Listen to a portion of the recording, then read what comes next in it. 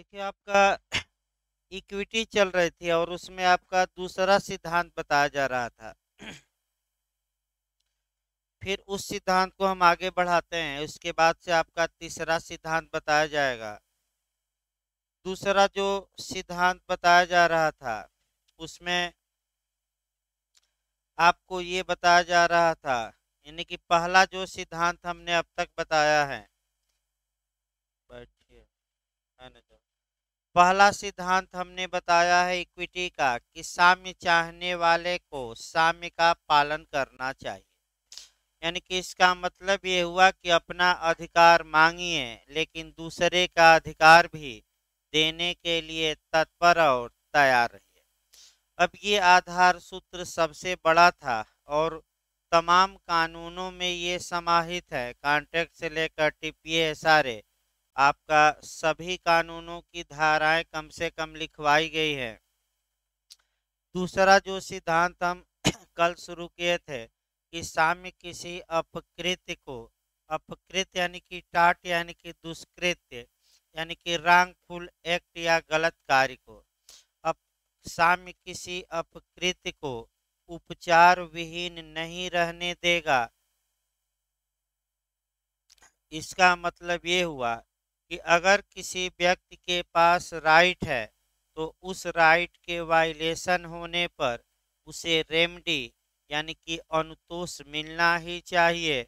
अगर राइट है और अनुतोष का कहीं प्रावधान नहीं है तो साम्य न्यायालय उस मामले में अनुतोष प्रदान करते थे, यानी कि कानून से कहाँ जाकर बाहर। अब इसको इतिहास बताया गया था। शुरुआती दौर में जो मैक्सिम थी यूबी रेमेडियम आईबी जस, यानी कि जहाँ उपचार है वहाँ अधिकार है, यानी कि उपचारों को महत्व दिया जाता था, अधिकारों को नहीं। और अगर उपचार कबूतर खाने में उपलब्ध होते थे तभी अधिकार के बारे में उपचार मिलता था, अन्यथा नहीं। 1703 ईस्वी में एसबी बनाम व्हाइट के बाद से इस नियम को शिथिल करना न्यायालयों ने शुरू किया और यहाँ से जो मैक्सिम शुरू हुई यूबी जस आईबी रेमेडियम, यानी कि जहाँ अधिकार है वहाँ उपचार है, यानी कि अधिकारों को संरक्षित किया जाने लगा। और अधिकार के उल्लंघन होने पर अगर कबूतर खाने में लेखी नहीं थी यानी कि उपचार नहीं था तो न्यायालय निर्णय द्वारा अपना इसका विकास किए साम्य न्यायालय और उपचार प्रदान करने लगे। इसके बाद आपका बताया गया था कि जो कबूतर खाने में लेखी थी उसे समाप्त किया गया। और कैसे किया गया, तो न्यायालय के निर्णय से नहीं, ये बिहार में पूछा गया है। इंग्लैंड की संसद ने कानून बनाया और वह जो कानून बनाया कॉमन लॉ प्रोसीजर एक्ट आपका 1852, यानी कि 52 के बाद आपका जो मैक्सिम चल रही है शुद्ध रूप से यूबी जस आईबी रेमेडियम, यानी कि अधिकारों को महत्व दिया जाता है, ये याद रखिए। अब इसके बाद आपका बताया गया कि इस जो हम मैक्सिम बता रहे हैं इसका एप्लीकेशन कहाँ कहाँ था, ये बताया गया डिटेल में काफ़ी।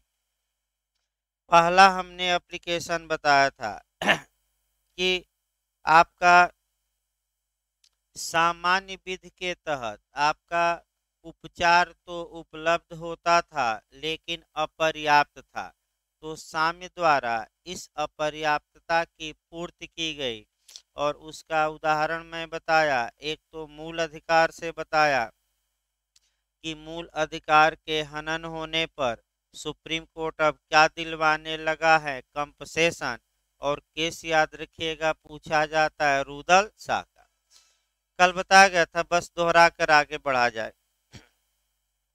दूसरा हमने बताया था कि ऐसे मामलों में उपचार प्रदान साम्य न्यायालय ने किया जहां की कोई उपचार उपलब्ध ही नहीं था कानून में, यानी कि व्यक्तियों को अधिकार तो दिए गए लेकिन हनन होने पर कहीं कोई रेमडी या अनुतोष का प्रावधान नहीं था, तो साम्य न्यायालयों ने अपने विवेक से उस मामले में रेमेडी या अनुतोष प्रदान करना शुरू किया और इसको जोड़ा गया था आपका भारत में भी। संविधान का अनुच्छेद 136 देख सकते हैं, 136, जहाँ की कहीं कोई अपील का प्रावधान नहीं है तो सुप्रीम कोर्ट से इजाजत लेकर अपील, ये शुद्ध रूप से इक्विटी का ही सिद्धांत है। फिर आर्टिकल 142 हम बताए थे कि कहीं कोई प्रावधान न हो तो न्याय करने के लिए, घोर अन्याय रोकने के लिए, यानी कि सुप्रीम कोर्ट जो चाहे सो कर सकता है अगर कानून में किसी बात के बारे में कोई प्रावधान न हो। यानी कि उपचार कम है तो उपचार और क्या कर सकता है आपका, जैसे कि पूर्ण दायित्व का क्यूरेटिव पिटीशन, आपका जो क्षति करेगा वो भरपाई करे, तमाम सिद्धांत 142 में आए हैं। तीसरा हमने बताया था आपका, ऐसे मामलों में यह सिद्धांत लागू होता है जहां की आपका अधिकार भी है, उपचार भी है, लेकिन जो उपचार का प्रोसीजर था यानी कि प्रक्रिया थी, माने कोर्ट में जाने का जो आपका प्रक्रिया थी वह दोषपूर्ण थी, कठोर थी। तो ऐसे मामलों में इक्विटी कोर्ट ने क्या किया कि भाई लोगों के अधिकारों की रक्षा हो, इसके लिए इस नियम को शिथिल किया, यानी कि प्रक्रिया में जो कठोरता थी उसको उदार बनाया और जो दोष था उस दोष को क्या किया, दूर।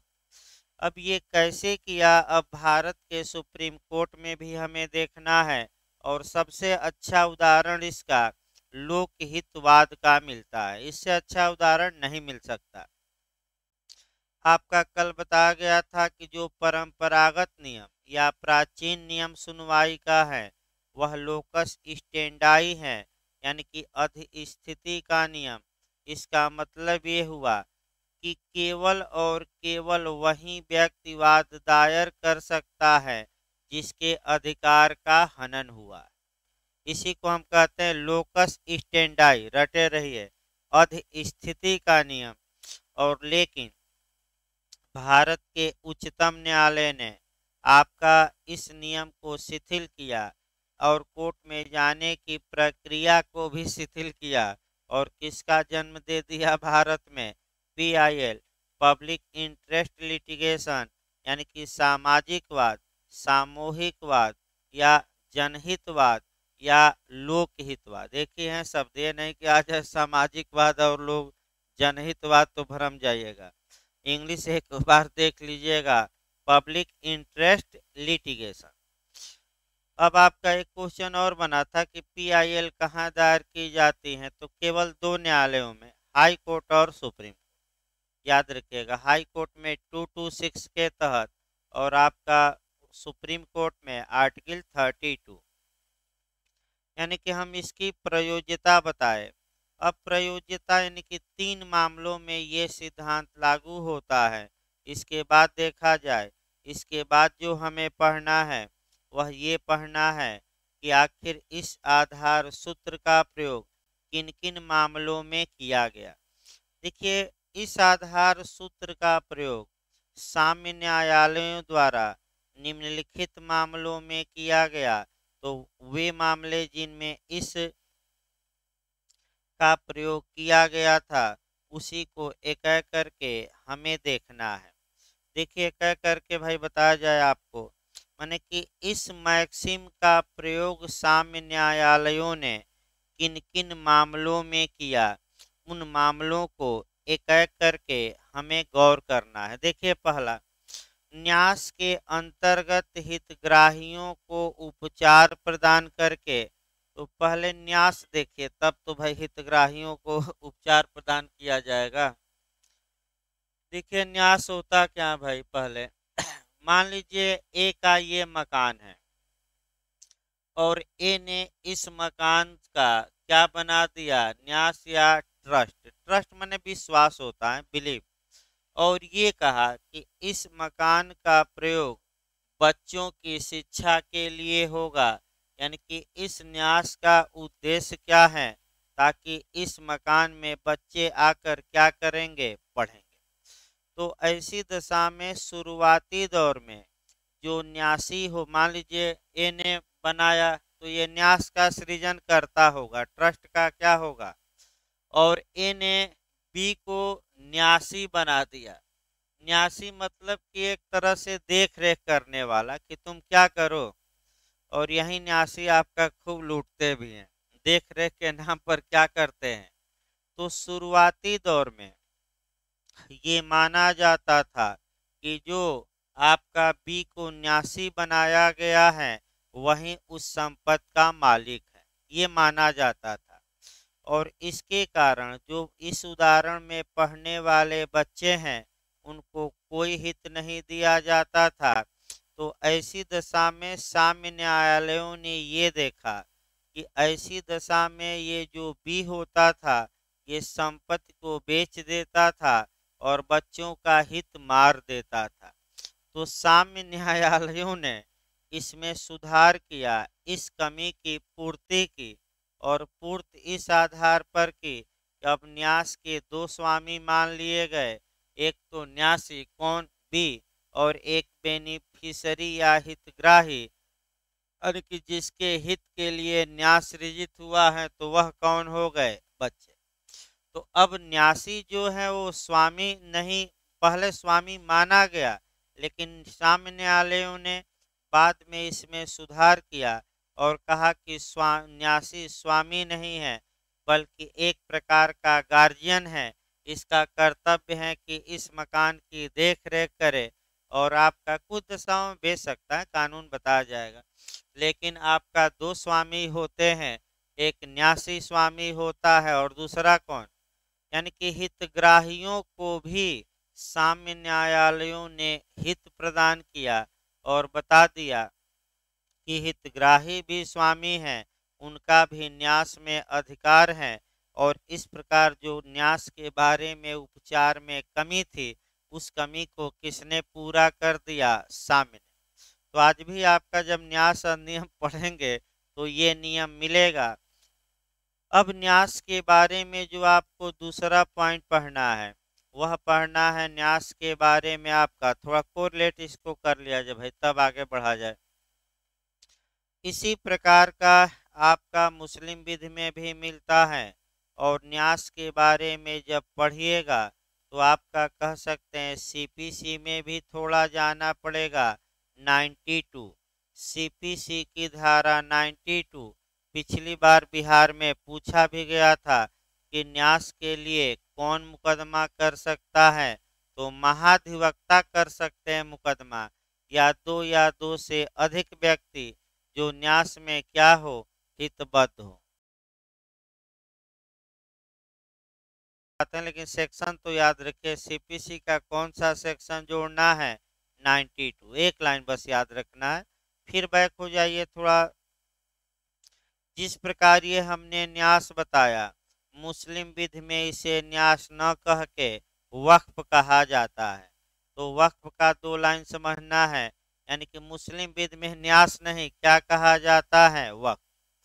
अब उसमें भी यही नियम है कि जो वक्फ की संपत्ति होती है उसका जो स्वामित्व है अल्लाह में निहित हो जाता है, और अल्लाह के बंदे के तौर पर जो मुतवल्ली होता है, यानी कि वक्फ संपत्ति का देख रेख करता होता है, वह उसकी व्यवस्था करता है।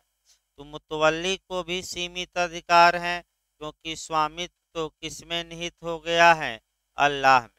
तो यहाँ मुतवल्ली भी बदमाशी करते हैं और यहाँ कौन करते हैं, न्यासी।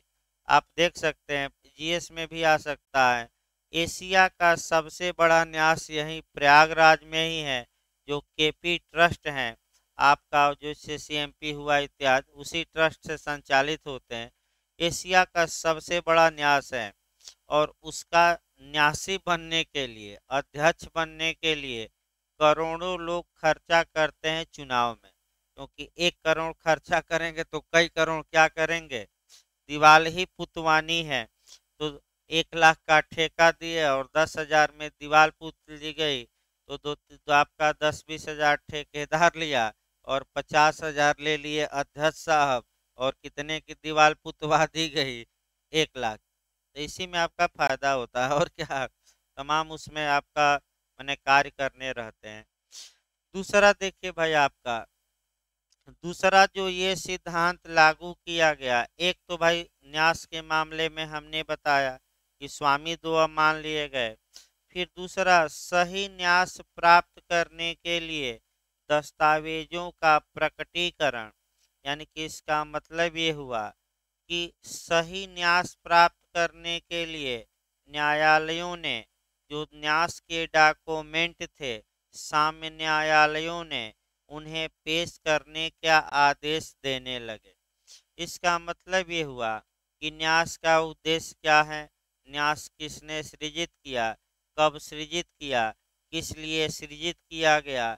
जब ये विवाद उत्पन्न होता था तो भाई ऐसी दशा में जो इक्विटी कोर्ट थे वो पक्षकार से कहते थे कि जो आपका दस्तावेज है, जो डॉक्यूमेंट है न्यास वाला, उसे हमारे यहाँ क्या करिए, पेश करिए। और उस दस्तावेज को पढ़कर हम ये डिसाइड करेंगे कि आपका न्यास किस उद्देश्य के लिए बना था, ये न्यास जो है ये सही ढंग से बना था कि नहीं। यानी कि न्यास को लेकर विवाद उत्पन्न होने पर क्या करने लगे, सामने वाले दस्तावेजों को पेश कराने लगे। इसके बाद आपका जो अगला ये लागू किया गया, आपका संविदा अधिनियम में लागू किया गया। संविदा अधिनियम में मैं कल भी बताया था कि जो उपचार में कमी थी, उस कमी को साम्य न्यायालयों ने क्या किया, पूर्ति। फिर आइए भाई, संविदा अधिनियम का कल मैं बताया था, फिर एक बार हम बता रहे हैं कॉन्ट्रैक्ट एक्ट में आपका संविदा अधिनियम में उपचार, फिर एक बार नए लोग समझिए। मान लीजिए ए ने बी से संविदा किया और कहा कि हम ये मकान अपना तुम्हें बेचेंगे और 10 लाख रुपया में बेचेंगे। 5 लाख रुपया भी एडवांस दे चुका है, पक्का एग्रीमेंट कराया है। पक्का मतलब कि रजिस्टर्ड, बिना रजिस्टर्ड अगर एग्रीमेंट रजिस्टर्ड नहीं है तो उसका कोई मतलब नहीं, मैं बता दूं। एक आपका यानी कि एग्रीमेंट तभी सूचना माना जाएगा, मैं कल भी बताया था कि आपका कोई चीज दूसरे पक्षकार पर तभी सूचना मानी जाएगी अगर उसका रजिस्ट्रेशन अनिवार्य था तो क्या करा लिया गया हो, रजिस्टर्ड। तो ए ने बी से एग्रीमेंट किया और वादा किया कि हम 10 लाख में अपना मकान बेचेंगे, और ये जो बातें हुई ये लिखा गया और लिखकर रजिस्ट्रार ऑफिस में क्या किया गया, पंजीकृत, रजिस्टर्ड। तब अब ए को और बी को करना थोड़ा मुश्किल हो जाएगा। अब ए ने बाद में बेचने से क्या कर दिया, इनकार। तो आपका बी को क्या उपचार है, तो बी का उपचार आपका जो चलेगा वह संविदा अधिनियम से भी गवर्न होगा, आपका कुछ सीपीसी से भी गवर्न होगा, और कुछ विनिर्दिष्ट अनुतोष अधिनियम 1963 से। तो बी के पास 4 उपसंविदा भंग के मामले में शुरुआती दौर में न्यायालय क्या करते थे ये हमें देखना है। जो सामान्य न्यायालय थे, विधि के न्यायालय थे, वह संविदा भंग के मामले में, ब्रीच ऑफ कॉन्ट्रैक्ट के मामले में बस ये करते थे कि ए से बी को प्रतिकर दिलवा देते थे, यानी कि कुछ धन दिलवा देते थे और धन दिलवा कर बी को शांत कर देते थे। यानी कि इसका मतलब ये हुआ कि शुरुआती दौर में ब्रीच ऑफ कॉन्ट्रैक्ट के मामले में जो रेमेडी थी वह केवल किसकी थी, कंपसेशन की। तो बताइए आज भी कंपसेशन की रेमेडी उपलब्ध है कि नहीं है। और कॉन्ट्रैक्ट की 3 धाराएं याद रखना है, 73, 74 और 75 आज भी है। इसके बाद आपका अन्य उपचार नहीं थे, तो साम्य न्यायालयों ने ये देखा कि संविदा भंग के मामले में जो कंपसेशन सामान्य न्यायालय दिलवा रहे हैं वह सफिशिएंट रेमेडी या पर्याप्त उपचार नहीं है। अतः साम्य न्यायालयों ने संविदा भंग के मामले में अन्य उपचार दिलवाना शुरू किया तो अन्य उपचार जितने आपको दिखाई देंगे वह किसने उत्पन्न किया है? सामान्य न्यायालय ने। और आज ये कानूनी उपचार है, ये कानून में है चारों। तो सामान्य न्यायालय ने करना क्या शुरू किया? तो जर्मी बेंथम का कोटेशन यहाँ अप्लाई पहले करिए, मैं बताया भी था कि जो वस्तु जिसकी है उसे दे दी जाए। आपका यानी कि इसको इशारे में अप्लाई करिए कि जो वस्तु मेरी है मुझे दे दी जाए, बदले में अन्य कोई वस्तु लेने के लिए बाध्य न किया जाए। वैसे न्यायालय कोई अन्य चीज दिलवा देता है तो हमें कोई आपत्ति नहीं है, लेकिन पहला कर्तव्य है कि जो चीज मेरी है उसे क्या किया जाए? मुझे दी जाए।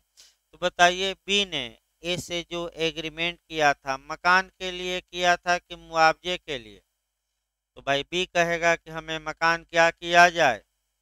तो जब वही वस्तु दूसरे पक्षकार को दिलवाई जाती है उसी को एक लाइन में हम कहते हैं स्पेसिफिक परफॉर्मेंस ऑफ कॉन्ट्रैक्ट, यानी कि संविदा का विनिर्दिष्ट पालन या विशिष्ट पालन। तो अब जो सामान्य न्यायालय थे इस कमी की पूर्ति करने लगे और बी को यह मकान देने का आदेश किसको देने लगे? ए को, कि तुम किसको मकान दो? बी को। तो इसको हम क्या कहेंगे? संविदा का विशिष्ट पालन। इसके बाद आपका कहीं ए दूसरे को न बेच दे मकान, तो ए को उस मकान को दूसरे को बेचने से रोकने के लिए सामने वाले क्या जारी करने लगे? आदेश। और एक और उपचार है जो कोसाई कॉन्ट्रैक्ट में मिलता है, अर्ध संविदा में या संविदा कल्प में, क्वांटम मेरियट, यानी कि जितना काम उतना दाम। अब यहाँ देखिए बीएचयूएलएलएम का भी एक दो क्वेश्चन निकाला जाए भाई। बीएचयूएलएलएम में ये पूछा गया था कि संविदा भंग के मामले में मुख्य उपचार कौन है? मेन। तो मेन आपका पहला जो वरीयता दीजिएगा, संविदा का विशिष्ट पालन, क्योंकि जो वस्तु मेरी है उसे क्या किया जाए? मुझे दिया जाए। इसके बाद आपका क्वेश्चन नया जो बन सकता है कि संविदा भंग के मामले में संविदा विधि के तहत मुख्य उपचार क्या है? संविदा विधि मतलब कि भारतीय संविदा अधिनियम 1872 में क्या उपचार है? तो विशिष्ट पालन न मार दीजिएगा, ये तो इशारे में जाएगा। तो क्या है? प्रतिकर। कौन सी धारा में प्रतिकर है? 73 74। तो 73 भी पूछा है, 74 अपर निर्धारित किस में है? अनलिक्विडेटेड 73। पर निर्धारित किस में है? 74। और आपका अधिकार पूर्वक संविदा को विखंडित करने वाले प्रतिकर पाएंगे 75। भाई ये में आ चुका है, लगातार सेक्शन गलत करके पहले अपर निर्धारित, उसके बाद क्या है? पर निर्धारित। अगला देखा जाए, ये तो हम बताए, अगला देखा जाए भाई इसमें जो लागू किया गया, प्रापक की नियुक्ति करके। प्रापक यानी कि रिसीवर। अब रिसीवर के बारे में कहाँ कहाँ प्रावधान है और रिसीवर क्यों नियुक्त किया जाता है, अब ये पहले देखिए। आपका पिछली बार यूपीजे में 2 क्वेश्चन रिसीवर से बना था सीपीसी में, इसके पहले भी बना है। देखिए रिसीवर या प्रापक होता क्या है, इस बात को थोड़ा पहले एक उदाहरण द्वारा देखिए, तब आपका और चीजें हम बताते हैं, क्योंकि मेन तो भाई उदाहरण ही है इस पर। साम्य का मतलब की धारा और क्या सिद्धांत, तो भाई 2 ही लाइन तो सिद्धांत कंसेप्ट बनाना है, उसके बाद तो उदाहरण पर ही चलना है। तो एक उदाहरण देखिए, आपका मान लीजिए ये मकान है और इसमें 4 कमरे हैं, चारों में किराएदार रहते हैं। इस मकान के स्वामित्व और किराए को लेकर ए और बी में विवाद उत्पन्न हो गया। ए कहता है कि इसका स्वामी मैं हूं अतः किराया मैं लूंगा, और बी कहता है कि इसका स्वामी मैं हूं अतः किराया मैं लूंगा। ऐसी दशा में ए और बी के बीच विवाद चल रहा है। अब न्यायालय अभी डिसाइड नहीं कर पा रहा है कि कौन किराया लेगा, तो न्यायालय एक रिसीवर या प्रापक नियुक्त कर सकता है। तो प्रापक की नियुक्ति किसके द्वारा की जाती है? न्यायालय द्वारा। प्रापक की नियुक्ति इसलिए की जाती है कि जो विवादग्रस्त वस्तु है उसको संरक्षित रखा जाए, वह नष्ट न हो, और जो विवाद चलता रहे लंबा भले, लेकिन संपत्ति की क्या हो? सुरक्षा। इसलिए तो अब होगा क्या, ये जो रिसीवर, इंग्लिश में रिसीवर कहते हैं, रिसीव करने वाला, या जो प्रापक हिंदी में कहते हैं, ये प्रापक जाएगा, किराएदारों से किराया वसूलेगा और कोर्ट में जमा करता रहेगा। जब अंत में फैसला आएगा जिसके पक्ष में, ये पूरा किराया उसको क्या किया जाएगा? दे दिया। अगर ए जीतता है तो जितना किराया वसूला गया है किसको दिलवाया गया? न्यायालय ए को। और बी जीतता है तो अंत में किसको? बी को। तो रिसीवर का मतलब ये होता है कि न्यायालय के आदेश द्वारा न्यायालय की ओर से वह संपत्ति को धारण करता है, बयान करता है, देख रेख करता है, किराया वसूलता है, ताकि संपत्ति को क्या रखा जा सके? सुरक्षित। जहाँ तक प्रापक की नियुक्ति की बात है, सामान्य विधि के न्यायालय प्रापक नियुक्त नहीं करते थे, लेकिन साम्य न्यायालयों ने ये देखा कि उपचार पर्याप्त करने के लिए यह जरूरी है कि संपत्ति सुरक्षित रहे और किसकी नियुक्ति की जाए? प्रापक। तो दो क्वेश्चन आपका लीडिंग बनते हैं प्रापक के बारे में। आपका प्रावधान सीपीसी की धारा में 94। न्यायालय चाहे तो प्रापक की नियुक्ति कर सकता है। सेक्शन पूछे तो सीपीसी की कौन सी धारा?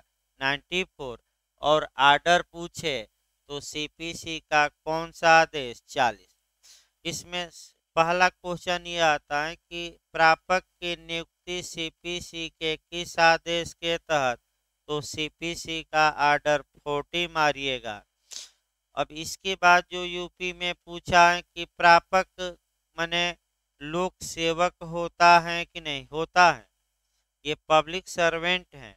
तीसरा आपका जो पूछा गया था कि प्रापक की नियुक्ति किसके द्वारा? वादी द्वारा, प्रतिवादी द्वारा, न्यायालय द्वारा, उपर्युक्त सभी द्वारा। तो अब तक हमने क्या बताया?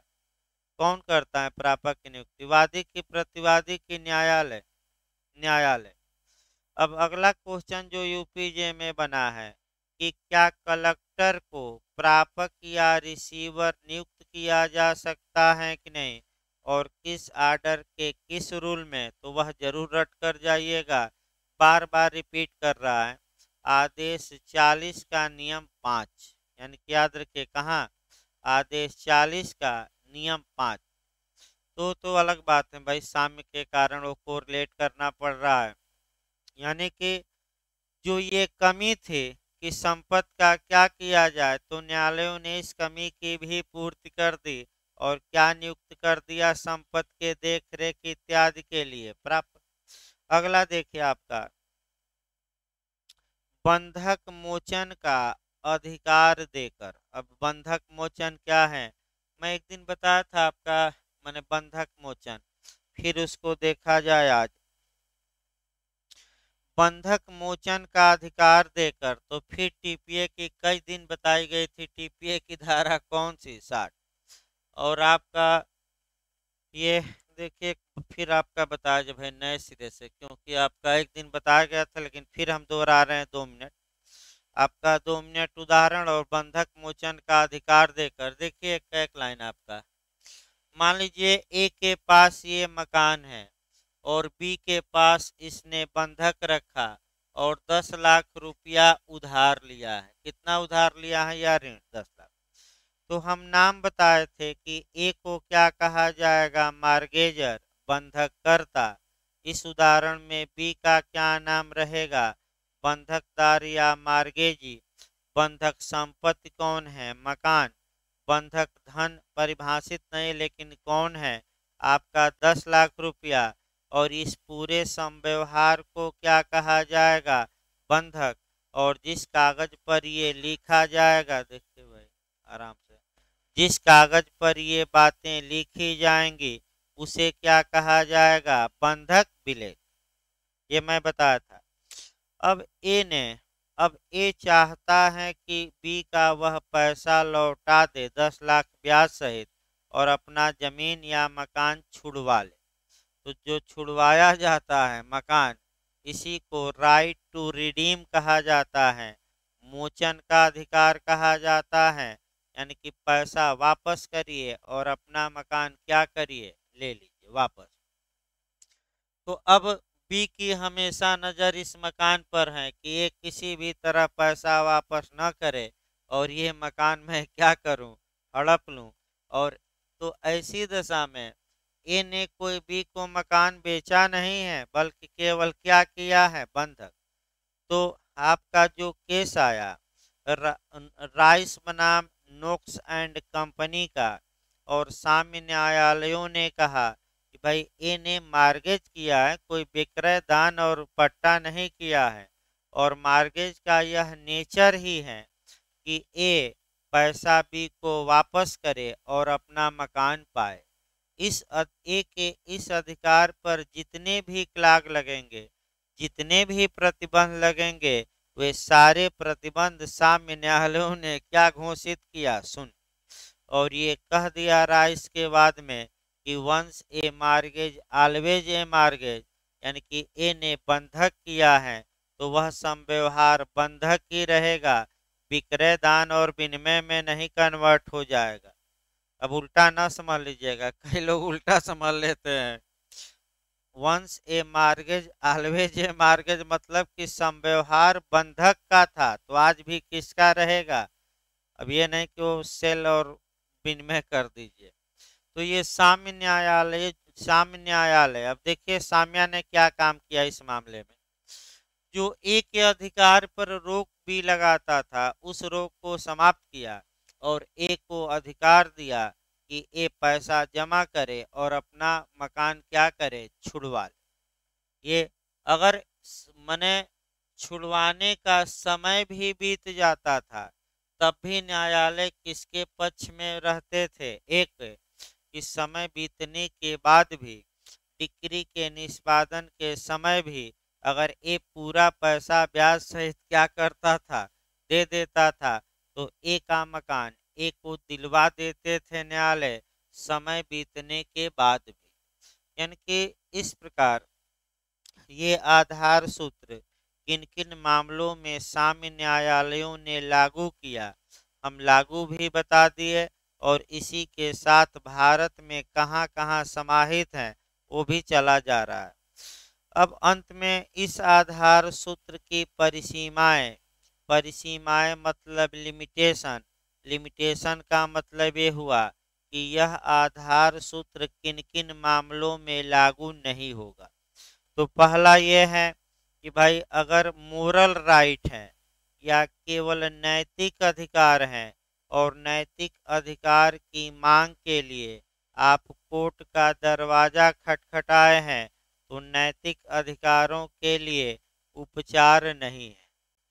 अब अधिकार का वर्गीकरण करिए भाई, तब तो नैतिक अधिकार मोरल बताया जाएगा, क्योंकि फिर एक समस्या उत्पन्न हो गई। अधिकार का वर्गीकरण देखिए, अधिकार कई प्रकार के होते हैं, पहले समझिए। एक सामाजिक अधिकार होता है या कर्तव्य, एक नैतिक अधिकार, फिर मूल अधिकार, फिर आपका संवैधानिक अधिकार, फिर स्टेचुटरी अधिकार, यानी कि जो कानून में दिए गए हैं।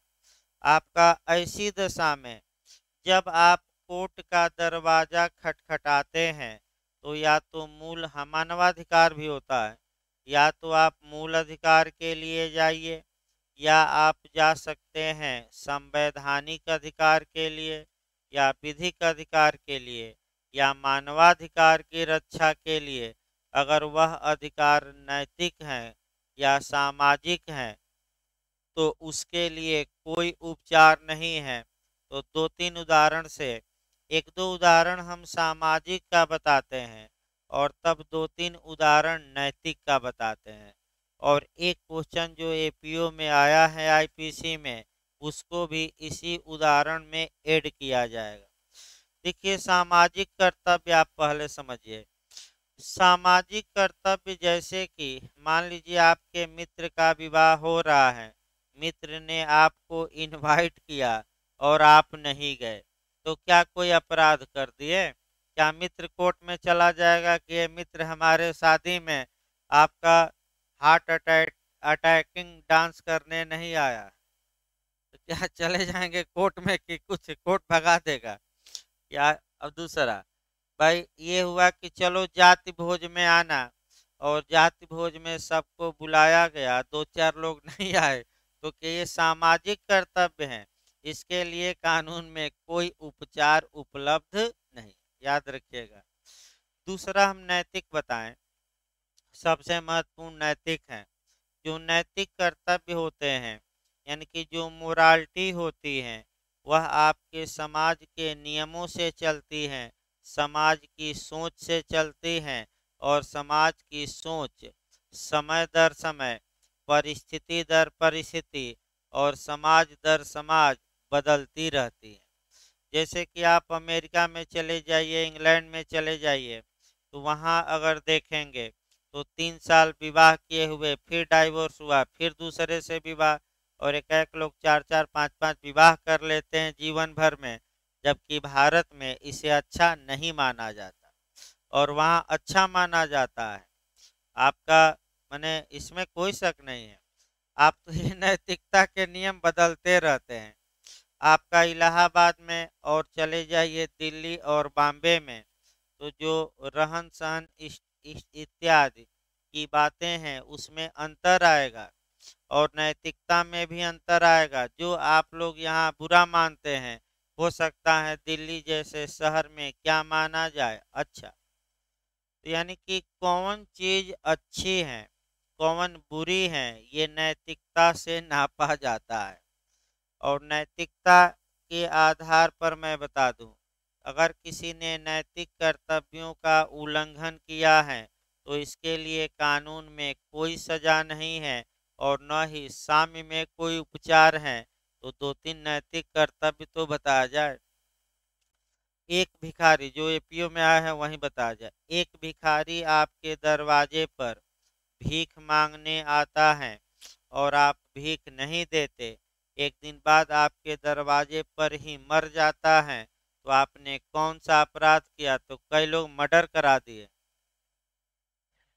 है भाई, भीख देना कैसा कर्तव्य है? विधिक है कि नैतिक? तो कौन सा कर्तव्य का आपने उल्लंघन किया? नैतिक। तो क्या इसके लिए कोर्ट में जाएगा कोई? तो ये जो मैक्सिम है, किस अधिकार के हनन होने पर कोई उपचार नहीं देगी? नैतिक। यानी कि जो अधिकार होना चाहिए या तो सामयिक होना चाहिए, विधिक हो, मानवाधिकार हो, नैतिक अधिकार नहीं। दूसरा देखिए, इसकी सीमा पहला बताया गया नैतिक अधिकार, और भी नैतिक पर आप देख सकते हैं। भाई एक और उदाहरण, अपर्याप्त है तो हम भी पर्याप्त कर दें, यानी कि हमारा भी उदाहरण एक से अपर्याप्त है, तो एक दो और जोड़कर क्या किया जाए? पर्याप्त उपचार ही तो दिलवाया जा रहा है। आपका अगला क्वेश्चन अब पूछेगा कैसे, देखिए यूपीएफपीओ में पूछ सकता है। एक अंधा है, कुएं की ओर जा रहा है, और एक व्यक्ति देख रहा है कि ये अंधा हो सकता है कुएं में डूबकर मर जाए, लेकिन उसे बचाता नहीं है, रोकता नहीं है, और अंधा कुएं में डूबकर मर जाता है।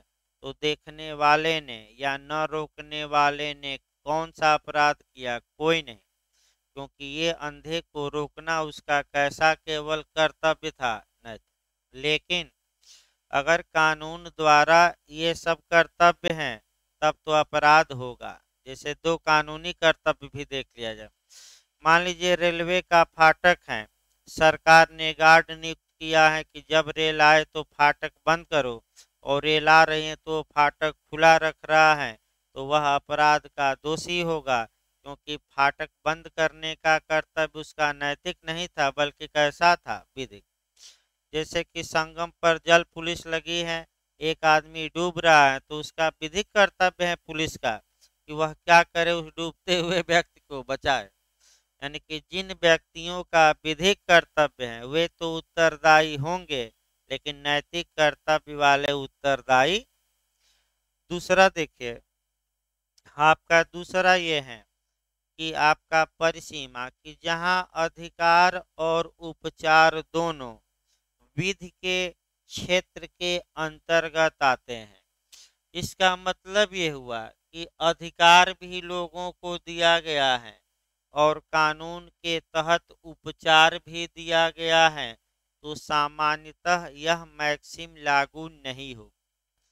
यानी कि अधिकार और उपचार कानून में है तो जनरली, मामूली तौर पे, अमूमन तौर पे, सामान्यतः यह सुक्ति लागू नहीं होगी। लेकिन इसका भी याद रखें कितना अपवाद है, तीन।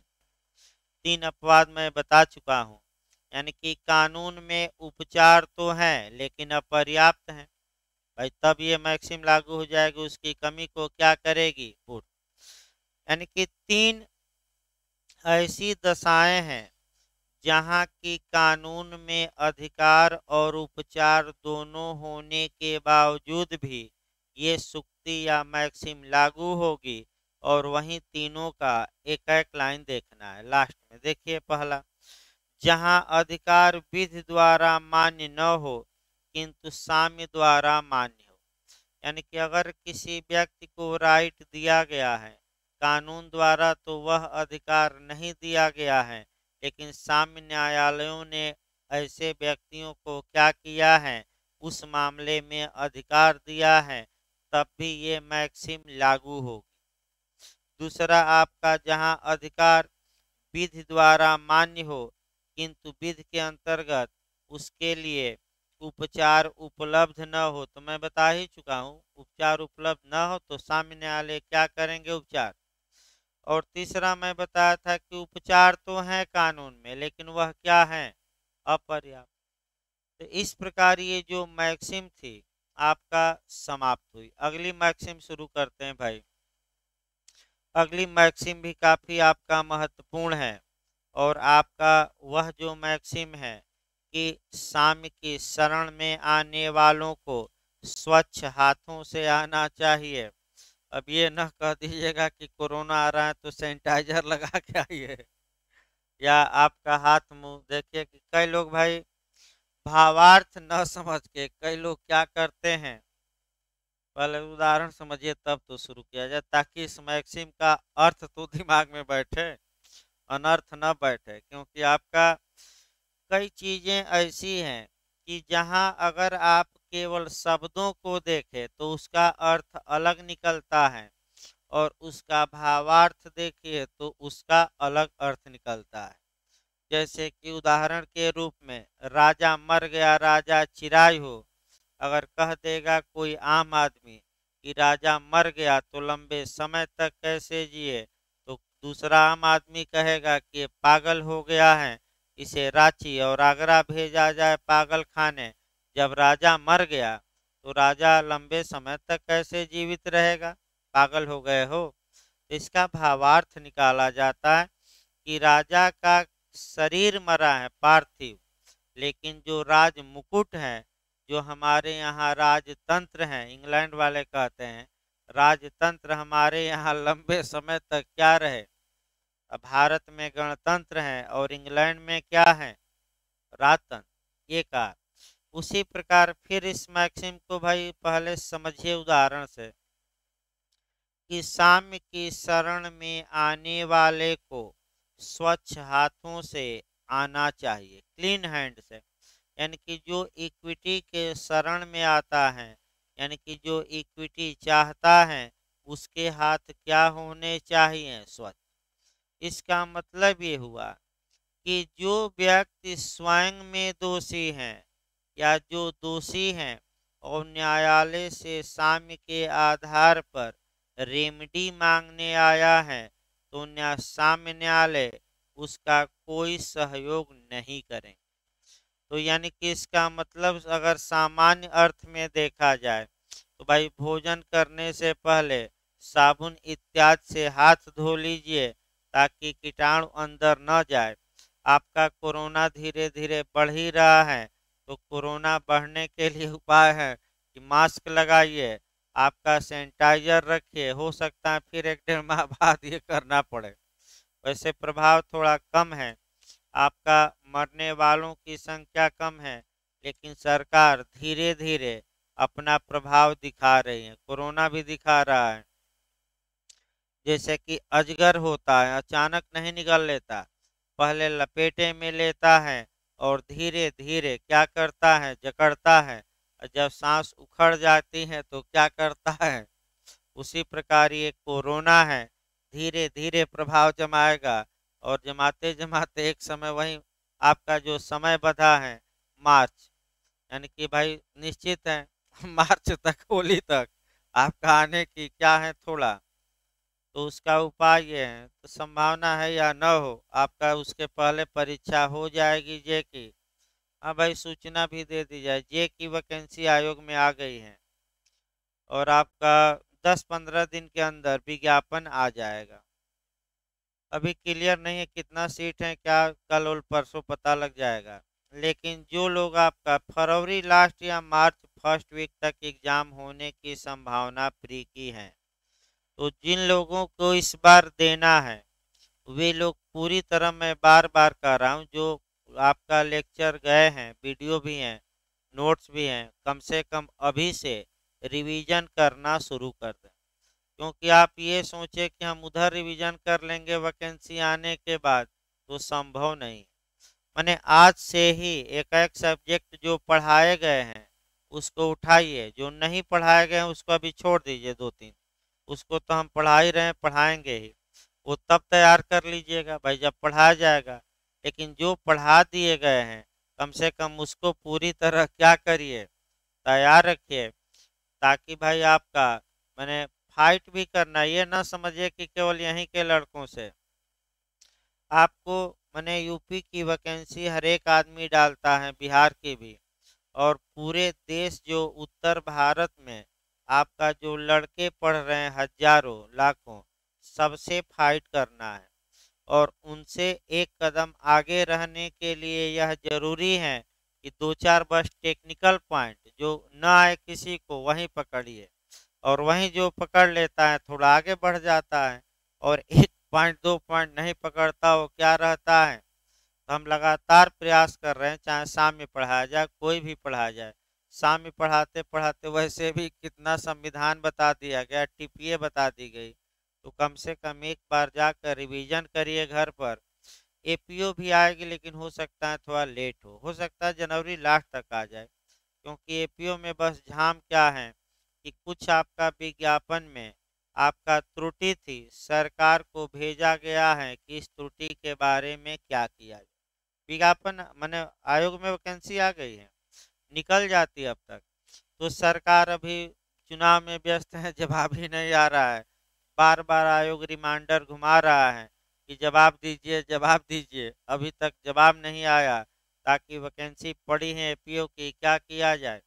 लेकिन जे की वैकेंसी आपका मैंने मान के चलिए 15 दिन के अंदर आ जाएगी, हो सकता है 10 दिन के भी अंदर आ जाए, और उसमें प्री मेंस इंटरव्यू सबका शेड्यूल सेट रहेगा, ये नहीं कि आपका ऐसे। और फरवरी लास्ट तक प्री होने की पूरी संभावना है। तो जिनको देना है, फिर एक बार कहा जा रहा है आपका जे, हाँ, जिनके पास भाई जिनकी तैयारी न हो उनको भी सलाह दी जाती है कि आप फार्म भर दीजिए, अगर तैयारी समय मिलेगा तो दीजिएगा, नहीं तो छोड़ दीजिएगा। क्योंकि अगर फार्म भर कर छोड़ देते हैं तो चांस आपका खराब नहीं होगा। केवल यूपी में 4 चांस हैं। तो भाई जिन लोगों को ये लगे कि हाँ तैयारी अभी नहीं है, तो आपका सेंटर पर पहुंच के गेट से क्या करिएगा या अंदर भी घुस के, लेकिन साइन ना करिएगा उस पर, ये नहीं कि पेपर कॉपी लेकर क्या कर दिए। तो फार्म डाल सकते हैं, कोई दिक्कत नहीं है। आगे देखिए भाई, तो साम्य की शरण में आने वाले को स्वच्छ हाथों से आना चाहिए। इसका मतलब ये हुआ कि जो व्यक्ति साम्य के न्यायालय में आता है और अपने अधिकार की मांग करता है कि साम्य न्यायालय उसके अधिकार की रक्षा करे, तो वह ईमानदार होना चाहिए, वह सच्चाई पर होना चाहिए, वह स्वयं कपटी न हो, स्वयं दोषी न हो।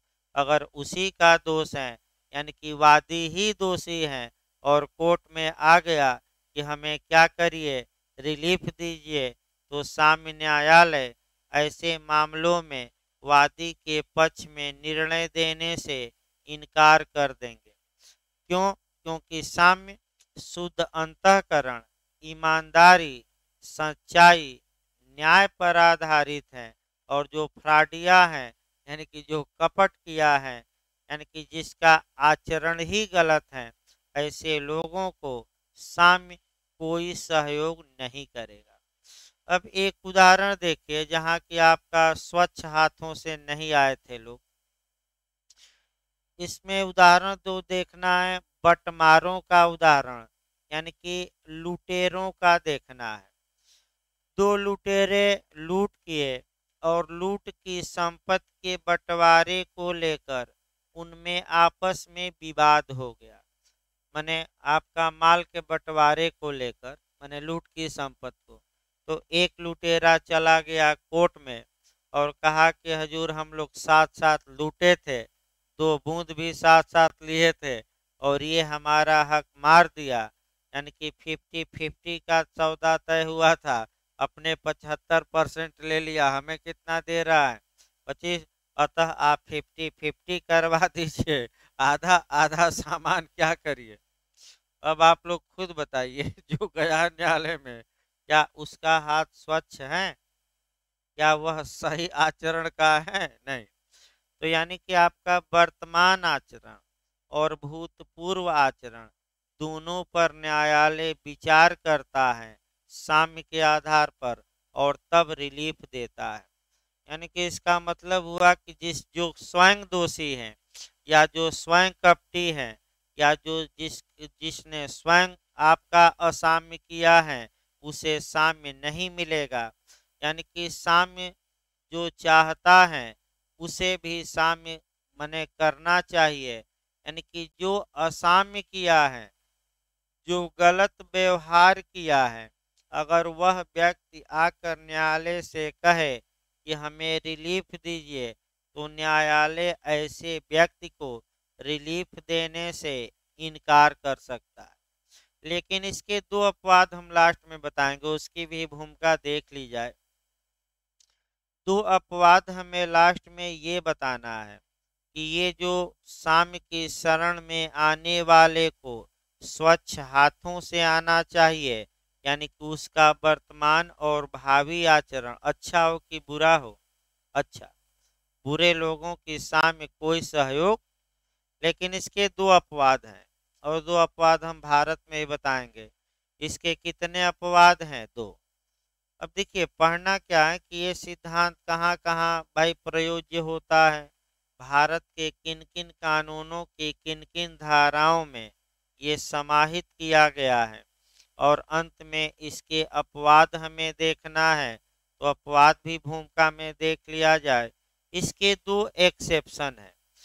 दो एक्सेप्शन का मतलब ये हुआ कि व्यक्ति का आचरण गलत होते हुए भी उस व्यक्ति को आपका संरक्षित किया जाता है, उसके अधिकारों की रक्षा की जाती है।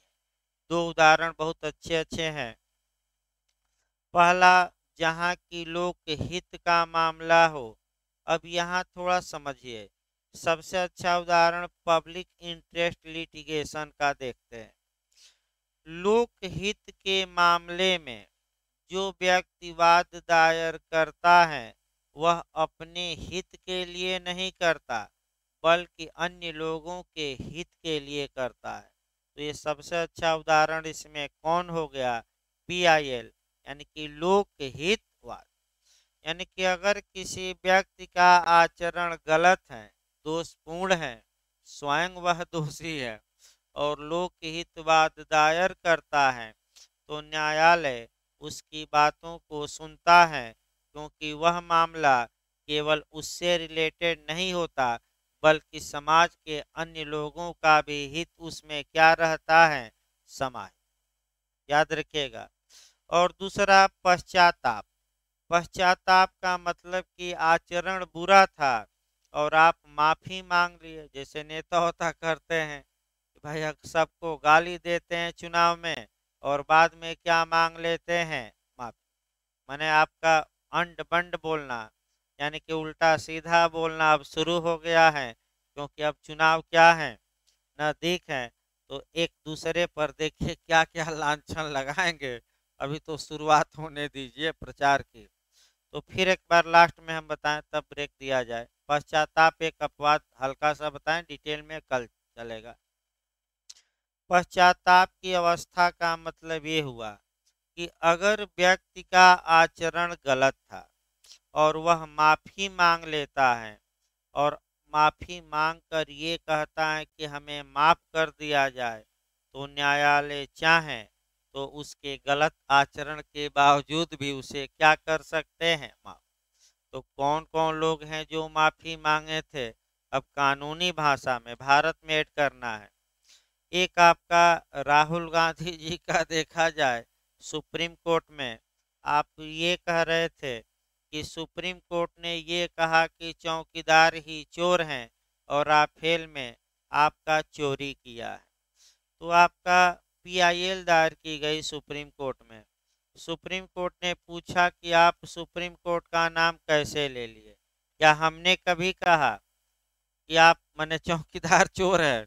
तो जाकर राहुल गांधी जी ने अवमानना की नोटिस जारी हुई, तो माफी मांग। तो भाई गलत आचरण राहुल जी ने दर्शाया और अंत में क्या मांग लिया, माफी। तो सब माफ कर दिया, सुप्रीम कोर्ट ने माफ कर दिया। दूसरा उदाहरण आपका कर्णन साहब का ले सकते हैं, जो उच्च न्यायालय के जज थे और लिख कर भेज दिए कि ये जज सब करप्ट हैं। सुप्रीम कोर्ट को पूरा उल्टा सीधा बोले, तो अंत में सुप्रीम कोर्ट ने गिरफ्तारी का वारंट जारी किया कि इनको गिरफ्तार करके कहाँ भेजा जाए, जेल, क्योंकि ये हमारे आदेश का पालन। तो ये भी आपका मैंने गिरफ्तार किया गया पुलिस द्वारा और आपका जेल में रखा गया। तो आपका अंत में जाकर सुप्रीम कोर्ट में सरेंडर कर दिया, यानी कि माफी मांग लिए, तो सुप्रीम कोर्ट माफ कर दिया। इसका मतलब ये हुआ, एक लाइन लास्ट में भूमिका में, कि अगर साम्य की शरण में आने वाले को का आचरण सही होना चाहिए, लेकिन दो ऐसी कंडीशन है कि गलत आचरण होते हुए भी आपका कानून साम्य के आधार पर क्या दे देता है, रिलीफ। पहला क्या है, लोकहित का मामला, और दूसरा गलत आचरण वाला क्या मांग ले, माफी। तो अब माफी कहाँ कहाँ मांगी जाती है, तो इसको सीआरपीसी में, संविधान में सब जोड़ना पड़ेगा। तो आपका वो तो जोड़ा ही जाएगा,